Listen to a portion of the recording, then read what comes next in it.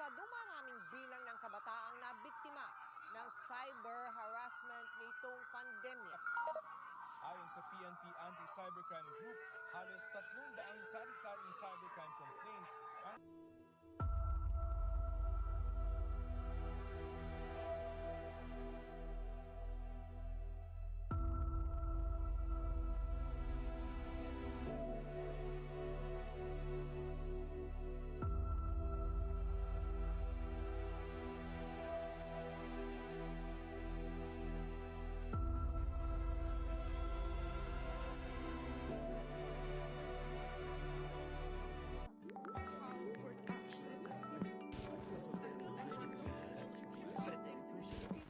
Millions of young people connected online.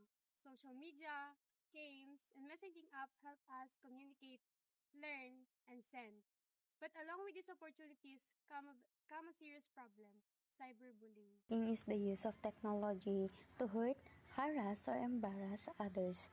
It can be mean messages, spreading rumors, sharing private photos without consent, or excluding someone online.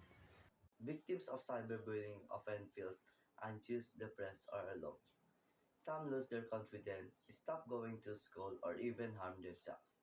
The pain doesn't stop on screen, it affects their real life.